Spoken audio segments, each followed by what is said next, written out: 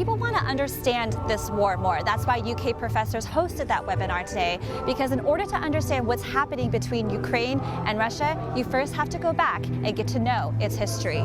It was a loud boom that caught his attention and drew him out here last night, where he witnessed most of the shooting that happened here on Main Street. And it lasted for hours. The chaos was so surreal that he told me he could not take his eyes off of what was happening. But there is one volunteer whose humility and hard work does not go unnoticed. Happy Oaks Day from Churchill Downs, where the theme today, everybody is thinking pink.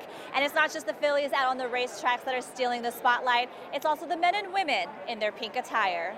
This fire truck that you see here washed up under the bridge is one of many stunning sights you will see now that the water has receded. These crops belong to Breathitt County farmer Willie Bush Jr. and he, like so many other residents here, are now in the rebuild and recovery phase. That means they're going to have to be touching metals like this barbed wire. They're constantly inhaling contaminated waters from this nearest creek, which is why it is imperative that he and so many of these flood victims now get their tetanus shots. This is the cafeteria and gym at Heinemann Elementary School. And as you can see, the water has receded, but what is left is mud. Mud is covering the entire floor. In fact, where I am standing is in about 2 to 3 inches of mud. And I want to direct your attention over to that window. That is the kitchen. And I was told they had just brand new appliances installed recently, but now it's all destroyed. Having a felony on your record usually means it's going to be harder for you to find a job, to become a homeowner, different things like that. Can you talk about how this is going to positively impact them? I spoke with Rodney Washington. He's the owner of Fade's Barbershop, which you see here right behind me. And he told me that the car that crashed into his shop at 6 a.m. this morning was actually the 6th time that something like this has happened in the 17 years that he's owned this business. It's the second day of Keeneland, and the stakes are even higher today with qualifying derby races like Toyota Bluegrass Stakes. I spoke with horse investors, trainers, and breeders about what this day means for them and getting to the Run of the Roses. When I was inside the funeral earlier and I was listening to stories of Officer Jacob Chafin, his best friend and partner in the National Guard said, and I quote, "It's men like Jake who will answer the call," and stood in the face of evil and said, "Let's go one more round." That while the robbery started here at this Fifth Third Bank location off of Tate's Creek Road, it quickly developed into an active scene where officers were searching for a suspect right across the street at the Pinebrook Apartments. They're not native to Kentucky, but they've arrived here in Kentucky. We're talking about fire ants from South America and the disturbance that they are bringing to McCreary County and Whitley County. Lunch ladies at a Winchester Middle School discovers historical artifacts inside this hidden cell. For rent signs are scarce to come by these days, but if you see one, you're asked to text a picture of it to the Catholic Action Center. We all know Kentucky is known for bourbon, but did you know that the very first vineyard to be established in America was right here in Nicholasville? They're coming from California, the Carolinas, Ohio. So as you can imagine, Lexington is the perfect fit because it is central to all of these teams in this invitational. There are some female veteran events coming up that the Lady Veterans Connect is currently planning. There's going to be a benefit concert at the end of the month for female veterans dealing with PTSD. It's 92 degrees out here in Clark County right now, and these types of high temperatures can pose dangerous threats towards animals. She was so moved that out of an act of kindness, she offered her wedding venue to her free of charge. Kentucky State University says that those remaining 400 beds is in such high demand with returning students because they are facing way too many challenges to live off campus, from inflation to housing shortages. Fox 56's Danielle Miskell is at Kroger Field now in the heart of all the action. Danny, what is the vibe out there? The concert should be wrapping up pretty soon, huh? Hi, Gigi. Yes, it is electric out here. We're over here at Entrance 9. Chris Stapleton is currently performing, and I am here with Tony Neely. He is the UK Athletics Communications Department, and he's saying it's just been a success so far tonight, hasn't it? Oh, it has. We've been really thrilled. When I was inside the funeral earlier and I was listening to stories of Officer Jacob Chafin, his best friend and partner in the National Guard said, and I quote, "It's men like Jake who will answer the call," and stood in the face of evil and said, let's go one more round. With winter quickly approaching, the Kentucky Transportation Cabinet says that they need to focus right now on temporary solutions and make sure that these residents can get in and out of their homes safely. Behind me, you can see lawyers are at work with flood victims trying to figure out why FEMA has denied their applications to repair their homes or their businesses. Today, I've even heard story after story of anything from documentation not being enough to a home address being a roadblock for why these flood victims are not receiving sufficient funds.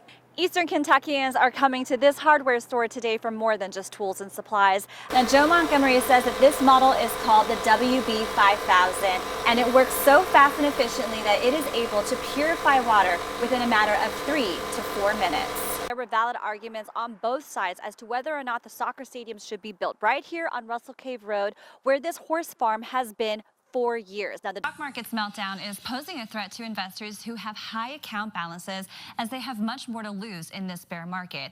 The local concrete company, CKS Kings of Concrete, has been waiting to finish for about 6 weeks because of the concrete shortage. When we come to airports of this size, it's typical that we plan to get here about an hour and a half early, but TSA is asking that you double that time because you may have to wait in long lines. Starting this fall, Knox County High School students will have some weight lifted off their shoulders. We're talking a $4 billion industry. I'm Danielle Miskell at Churchill Downs. This story of the Derby's economic impact ahead.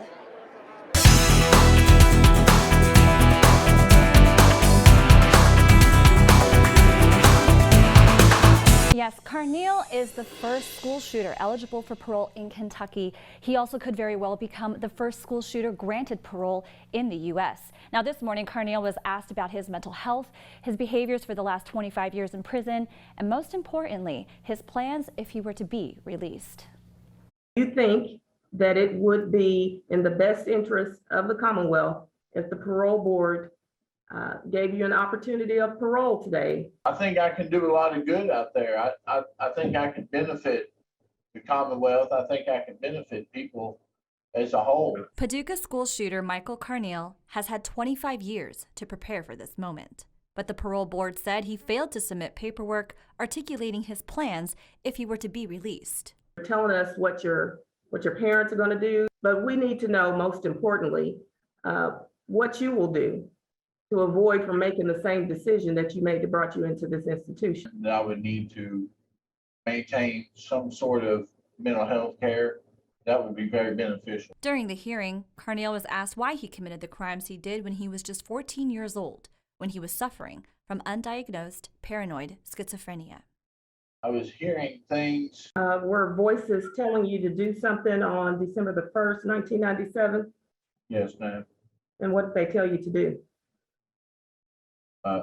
Pick up the gun out of the backpack and hold it in front of me and shoot. There's no justification or excuse for what I did. I'm offering an explanation. He says he still hears voices and sees violent imagery in his head, but has learned how to control it. I haven't acted on them in decades. Carneal says he's completed programs in prison, got his GED, even took college classes in anger management training. However, Missy Jenkins Smith, who was paralyzed from the school shooting, shared that she was not convinced he wouldn't commit a crime once he was out.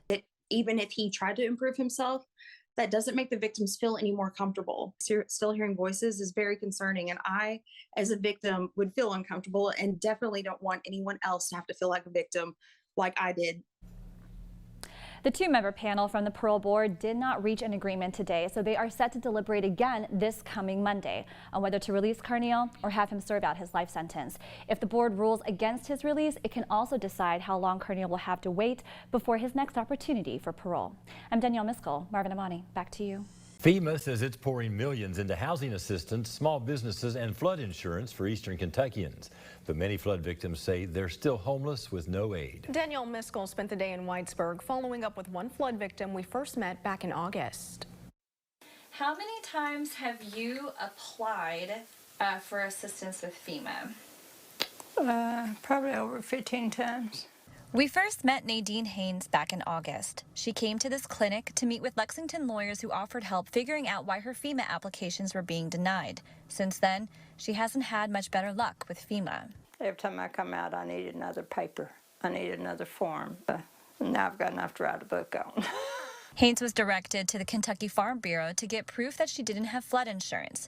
She took it back to FEMA, but her applications were continuing to be denied.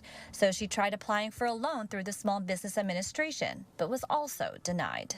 I thought it's because my age is 59 and it's a 30-year fixed rate, so they would be out money if they loaned me any.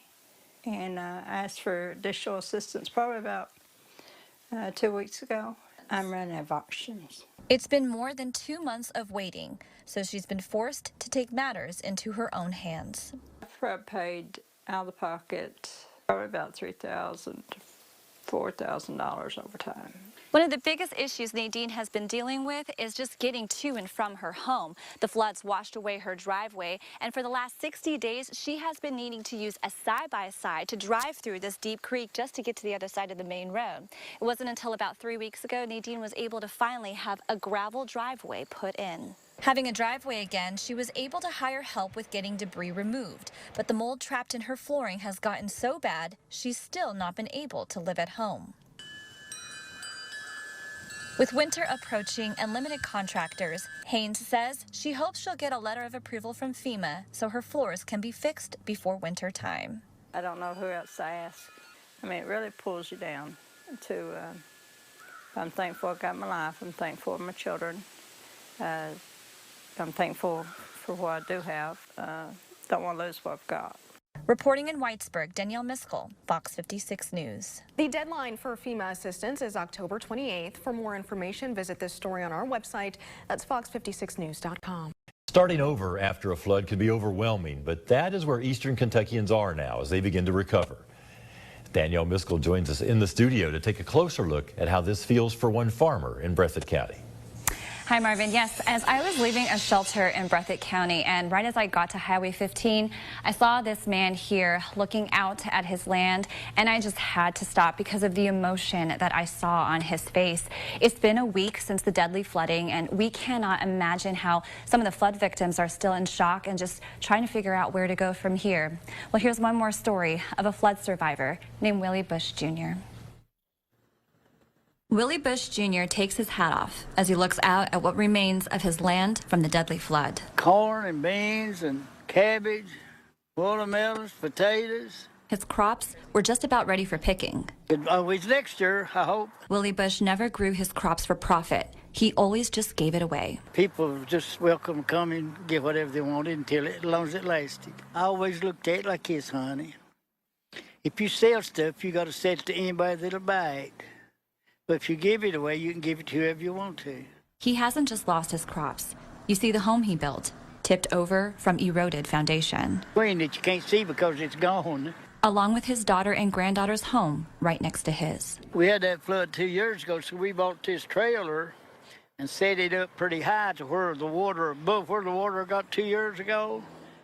And it got 8 feet higher this time. 1 week ago to the day, Willie Bush can still see the tidal wave coming at him. This water is like 5, 6 feet high. It looked like a surf coming in. But it was amazing how fast.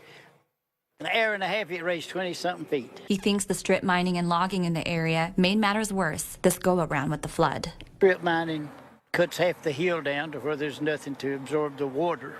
The loggers, they take those dozers and they'll tram around the hill and pull a tree down, and all that leaves is just a drain right straight into the rivers. And there's no retard to it, you know. Not only did his home and crops drown, but his hopes drowned along with them. It's depressing 4 times. We never had water problem here since '84. And since I bought it, we've had it 4 times. So he feels like there's only one thing he can really do from here. No getting away from it except move. That's what I think we might end up doing. It's hard to find a place to move to, though. This is just one example of a resilient Breathitt County resident. The Breathitt County is continuing to rally together in efforts to rebuild their community. So tomorrow, there's going to be a volunteer cleanup event starting at 9 a.m. at Campton Park and Ride. A day after the mass shooting, the small town of Allen is just beginning to process what happened there. Danielle Miskell was in Allen today talking with members of the community as they try to deal with their emotions. One neighbor who lives in this house right here behind me says that it was a loud boom that caught his attention and drew him out here last night, where he witnessed most of the shooting that happened here on Main Street. And it lasted for hours. The chaos was so surreal that he told me he could not take his eyes off of what was happening. Some booms. I didn't, it sounded like somebody knocking real loud on something. When Charles heard gunshots, he stood on the corner off Main Street with his son and neighbor, where they couldn't see too much at first. We were standing right there. And when a Kentucky State Police trooper pulled up to the scene, he opened up on him with a rifle. I mean, he was shot 30 times, that cop. He said gunfire after gunfire, shots went everywhere. And then he noticed on the fire truck next to him. Yes, but then there's a bullet hole in the glass. Couldn't believe it, you know. Then he saw a firefighter not too far away from him get shot. He got shot right behind them rose bushes. When he went down, that's when we all went in the house. That's when it all reality set in, you know. Tears well up in Charles' eyes as he's taken back to that moment when it was time to go inside for his own safety. It's not been a full 24 hours yet, and Tammy says she's at a loss for words. I don't think it's even sank in yet. Tammy didn't know Lance Storrs personally. Just like one of your neighbors that you see out in the evenings on the street. Tammy's niece lives next to Lance Storrs, and she was on the phone with her all night, where she was in the middle of the shooting. She was speaking to me on her cell phone on the floor. In the background. We heard shots, sporadic gunfire all evening, like from 6:30 till around 8 or 8:30. She says her niece was in communications with the shooter's daughter all night. They was talking back and forth on the walkie-talkie. To who? To the little girl in the house. Yeah. And Mayor Les Stapleton has been spending the entire day setting up grief counseling in Prestonburg at the Mountain Arts Center. Reporting in Allen City, Danielle Miskell, Fox 56 News.